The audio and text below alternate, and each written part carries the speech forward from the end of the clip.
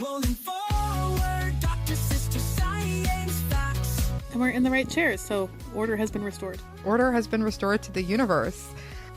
Welcome to the Rolling Forward podcast. I'm Dr. Alicia Rolin. I'm Dr. Stephanie Rolin. I'm a psychiatrist, and Alicia is a pediatrician. And we both split our time between doing clinical work and NIH-funded research. For now. For now. And we're doing this podcast as a way of trying to help share science news and science updates. There's so much information out there. It's hard to know what's real, what's not, and what does this mean to me personally? So we started doing this as a way of addressing, demystifying science. That's a great word, demystifying.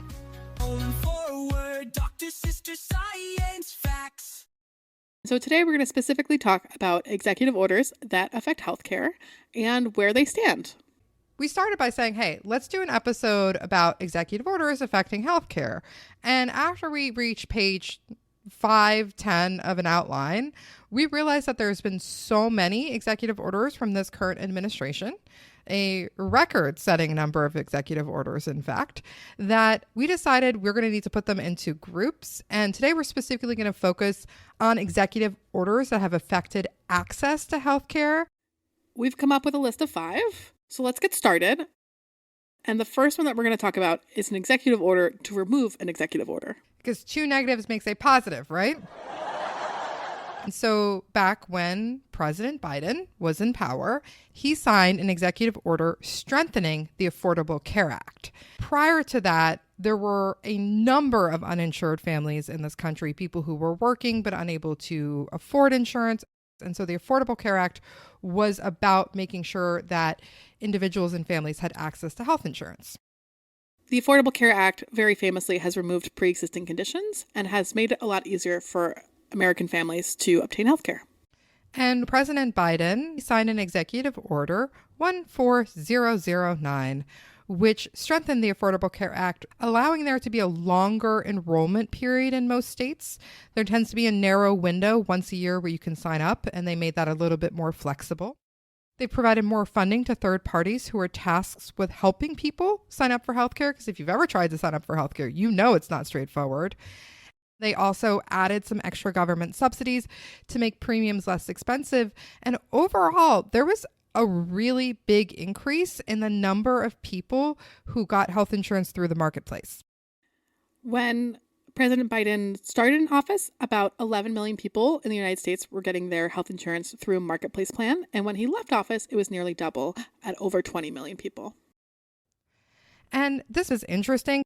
A marketplace is a way for individuals to buy health insurance when they earn too much money to qualify for Medicaid, but for whatever reason, they don't qualify for employer-sponsored healthcare.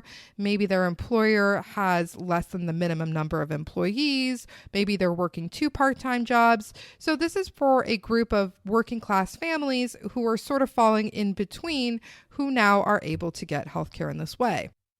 And with that increase to 21 million people getting their healthcare from the marketplace, this helped the United States achieve an all-time low of uninsurance rates. And the reason that that matters is that when people don't have insurance coverage, they are less likely to access care or to not get the care that they need because they're afraid of how much it's going to cost. And I see this every day in the emergency department. We have families that present much later in their course of illness because they're concerned about cost. And so instead of coming when a child is sick the first few days, they come when the child is very sick and unfortunately sometimes have poor health outcomes that could have been prevented. And it's difficult to really show that insurance makes people healthier because there have been attempts to randomize people to insurance, but it's tough to do. But overall, it's believed that Medicaid expansion has led to healthier families, including lower mortality rates from cancer, cardiovascular disease, maternal mortality, liver disease, probably because of people being able to access care sooner rather than waiting until later, like Alicia mentioned. So this executive order revoked that order and has reduced funding to the marketplaces, has shortened enrollment periods, and might make premiums a little bit more expensive for families. And so I anticipate that we will see less families being able to purchase insurance through the marketplace, and we may see an increase in the number of families and the number of kids who are uninsured in this country, and the downstream negative health outcomes associated with being uninsured. The next policy change that we want to talk about is another reversal from the Biden administration. That's right. President Trump came into office the first time, undid a number of Obama policies. Biden came into office, undid the Trump policies. Now Trump is back and undoing the Biden policies. And this one specifically is around ICE. ICE is the U.S. Immigration and Customs Enforcement. And this is the branch of government that is tasked with regulating immigration, including the detention and processing of people who are undocumented. Under the Biden administration, ICE was not invited into specific spaces, and they could not arrest people in sensitive locations, including hospitals, schools, and places of worship. This policy was intended to allow people to access education, necessary health care, and also to engage in religious worship without fear of being detained by ICE. With this reversal of the policy, ICE agents may now enter and carry out law enforcement activities in certain areas that are open to the public. Things like lobbies, reception areas, cafeterias, with or without a warrant and with or without permission to enter into the space. There are still some parts of hospitals that are considered private. So they can be in the public spaces, they can be in cafeterias, they can be in lobbies, but without a proper warrant or consent, they should not be in private areas like patient rooms. Similarly, we're hearing anecdotal stories that people are delaying healthcare for the same reason, that people don't feel free to go to the hospital when they're sick. They're waiting until there's really no other option, presenting with worse symptoms and more complications. And those include people that we've seen in the emergency department in our jobs. What we're seeing is a change in the way that people are interacting with these public spaces. It's difficult to pinpoint the exact number of children, but a large number of children have stopped attending schools due to concerns about ICE now being allowed to enter into schools. And you see school districts across the country, they have reported a significant attendance drop following ICE raids. So in Denver, there was an ICE raid of a school, and attendance rate reportedly dropped from 95 to 85% after that raid. It's scary when you think about kids not being safe to go to schools. I know that we've had conversations with our daughter's daycare about making sure that her birth certificate is there and that they have access to it should ICE appear. And my daughter's too. Thinking about ICE coming into a daycare and detaining kids that are 2 and younger, it's just something that I can't believe that we're having this conversation, but we need to with what's happening. The hospital that I work at also has put out a lot of policies about what to do if ICE shows up, how to direct them where they're allowed to go, where they're not allowed to go, and what is like the language to do. And essentially it says like call the lawyers on every line. It's like call lawyers, because it's really complicated about where they can and cannot be. And all we want to do as doctors is help people be healthy. Working in the emergency department as we do, people are coming in sick, they're in crisis. And then to have this additional concern, it's heartbreaking that families are going through this. So I think something that we can see is that certain groups won't feel able to access healthcare, certainly not routine healthcare, but even delaying emergency healthcare because of these changes. Another group of people that are experiencing a limitation of access to healthcare is transgender individuals, particularly children that identify as gender diverse. And this is because of Executive Order 14187, also called, and this is their title, not my words, Protecting Children from Chemical and Surgical Mutilation. This specific executive order states that the United States will not fund, sponsor, promote, assist, or support the so-called, quote, transition of a child from one sex to another, and will rigorously enforce all laws that prohibit or limit these procedures. So basically, the impact of this is to limit access to gender-affirming care for people who are 19 years old or younger. We've talked about this before. We have an entire episode that discusses Trump's executive orders about sex and gender.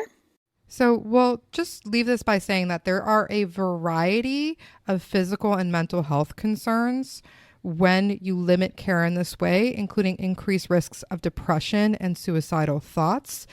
But overall, this is really seeking to limit access to health care, access to gender-affirming care for transgender youth. Currently, this specific executive order has been blocked by several federal judges, but this is one of many executive orders that are focused on transgender health. So overall, another way that we're seeing healthcare access be limited. The next executive order that we want to talk about is actually the opposite. It's about expanding access, and that's Executive Order 14216, expanding access to in vitro fertilization. Now, this executive order does a whole lot of nothing. Yeah. I mean, so the executive order says that they want to focus on easing unnecessary statutory or regulatory burdens to make IVF treatment drastically more affordable. Basically, they're requesting that an advisor to the president will create a list of recommendations on how to make IVF treatment more accessible within 90 days. But it does not create any new policies. It does not create any new laws. It's just an executive order asking a chosen advisor to provide recommendations. And this is in contrast to places that have actually expanded access to IVF. There are currently 19 states that do have laws mandating access to infertility treatment for qualifying groups of people, like New York State is one of them, where many people have access to IVF treatment through their regular insurance. Conversely, there actually have been concerns that the Trump administration is going to limit access to in vitro fertilization. And this comes around due to the definition of personhood, which has come into light with some of the new abortion restrictions. If we define life starting at conception, there might be some unintended or maybe intended impacts on IVF. If embryos are deemed to have personhood rights, what does that mean with regards to genetic testing? What does that mean with discarding embryos? What does that mean with freezing embryos? Are those violation of human rights? And then there's concern that as we are navigating these new legislation, these new abortion bans, that it could increase cost as you have to adapt to the logistical challenges, which would lead to less access to IVF, which is the exact opposite of what this executive order is requesting. Yeah, so while this executive order is all about expanding access, there's no real teeth or actions connected to it, at least not yet. And instead, we're seeing actions from this administration in other areas of healthcare, like around elective termination, that may actually limit access. So it sounds good, but let's wait and see. And then the last executive order that we want to bring up is one of the most popular ones. Executive Order 14221. Making America Healthy Again by empowering patients with clear, accurate, and actionable healthcare pricing information. What does that even mean? I read that and I was like, what does that even mean? I feel like I have done a lot of research specifically on this executive order, and it's still very unclear to me how this will change anything. What this executive order aims to do is to make it more clear how much healthcare costs. I would love to know how much healthcare costs. The goal is that every institution will have to publish a list of exact prices for 300 medical procedures, things like blood draws or surgery, so that people can look online how much it costs at hospital A and how much it costs at hospital B, and then make a choice about where is the best place for them to go. Alicia, do you remember when you were working in Peru? So Alicia, before medical school, worked in Peru for their equivalent of the National Cancer Institute, looking at geographic rates of cancer and access to treatment. And you took me to one of the clinics that you had been working at in Peru, and we walked in, and there up on the wall was a list of prices. There was a procedure and then how much it would cost right next to it. So it said like colonoscopy and then however much the price was, and IV fluids and how much that price was. I had just started medical school in the United States when I visited you there, and I didn't know as much about policy as I do now, but I did know that it is very confusing and that pricing is not like that in America. So that image has always stayed with me. And this is a really popular idea with people, where people want more transparency about how much healthcare costs. But unlike Peru, unlike places in Europe where we're from, America set up a really complicated healthcare system. This isn't a single payer system where everyone has the same insurance backed by the government. We have so many different types of insurance, Medicaid, Medicare, children's health insurance, the VA, private insurances, Aetna, Blue Cross, Kaiser. And then each state, each location sets it up differently as to what an insurance needs to cover or not. And so we end up with, instead of one way of providing healthcare, we end up with a million different ways that healthcare is being provided and priced. And it's just a confusing tangle of money. The executive order intends to make it more clear for individuals. This was started with Trump 1.0 and is now being expanded. But the preliminary version that was put out, people actually aren't using. And so there is this like self-service pricing tool online that's already available, but no one's actually using it. So is expanding it really going to make any difference? And is it going to make people more informed? Unclear. If any of our listeners have used this service, let us know. And we're definitely going to post a link to it in our show notes so that you can go and try out this tool and see what information is available there. It's not much, but the idea is that the administration wants to expand this. The other part of this executive order is that they want every single medical thing that the hospital does and bills for to be available in what they call a machine readable document, which is essentially a very large Excel type file. But it's so large that you won't be able to download it. It'll only really be available for like health policy researchers to conduct large like scale health cost research. So it's not going to affect everyday families going from one hospital to another. Which is what they say they want. There's also concerns from hospitals that what we're talking about displaying isn't just the out-of-pocket costs to a patient coming in for care.